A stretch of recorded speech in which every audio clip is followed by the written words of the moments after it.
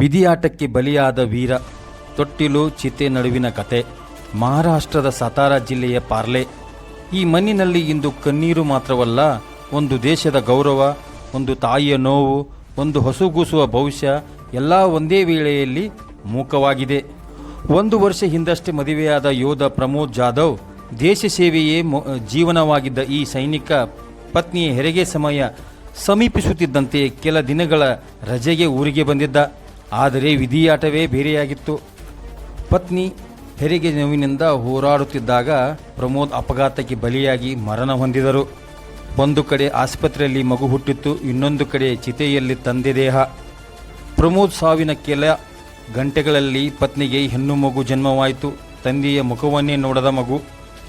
ಅಂತ್ಯ ಸಂಸ್ಕಾರದ ದೃಶ್ಯ ಎದೆ ಕಲ್ಲಾಗುವಂತಿತ್ತು. ಬಾಣಂತಿ ಪತ್ನಿ ಹಾಗೂ ಹಸುಗೂಸು ಪತಿ ಹಾಗೂ ತಂದೆಯ ಅಂತ್ಯಕ್ರಿಯೆಗೆ ಹಾಜರಾದರು. ಚಿತೆಯ ಬಳಿ ಬಂದು ನೋವು, ಕಣ್ಣುಗಳಲ್ಲಿ ಕಣ್ಣೀರು, ಹೃದಯದಲ್ಲಿ ಹೆಮ್ಮೆಯ ಸೈನಿಕನ ಹೆಂಡತಿ ಎಂಬ ಧೈರ್ಯ. ಈ ದೃಶ್ಯ ನೋಡಿದ ಪ್ರತಿಯೊಬ್ಬರ ಕಣ್ಣು ಒದ್ದೆಯಾಯಿತು. ಒಂದು ಹಸುಗೂಸು ತಂದೆ ಚಿತೆಯ ಬಳಿ ಬಂದು ನಿಂತಿತ್ತು. ಅದು ತನ್ನ ಜೀವನದ ಮೊದಲ ಪಾಠವೇ ತ್ಯಾಗ ಮತ್ತು ದೇಶಭಕ್ತಿ. ಪ್ರಮೋದ್ ಜಾಧವ್ ಇಂದು ನಮ್ಮ ಮಧ್ಯೆ ಇಲ್ಲ, ಆದರೆ ಅವರ ತ್ಯಾಗ, ಅವರ ದೇಶ ಪ್ರೇಮ ಆ ಹಸುಗೂಸಿನ ಉಸಿರಿನಲ್ಲಿ ಜೀವಂತವಾಗಿದೆ. ಇದು ಕೇವಲ ಒಂದು ಕುಟುಂಬದ ಕಥೆಯಲ್ಲ, ಇದು ದೇಶಕ್ಕಾಗಿ ಬದುಕಿದ ಪ್ರತಿ ಸೈನಿಕನ ಕತೆ. ವೀರನಿಗೆ ಶತ ನಮನಗಳು. ಈ ಮಣ್ಣಿಗೆ ಹುಟ್ಟಿದ ವೀರನ ತ್ಯಾಗಕ್ಕೆ ದೇಶ ಸದಾ ಋಣಿ. ವರದಿ ವಿಠ್ಠಲ್ ಕೋಕಾಟೆ.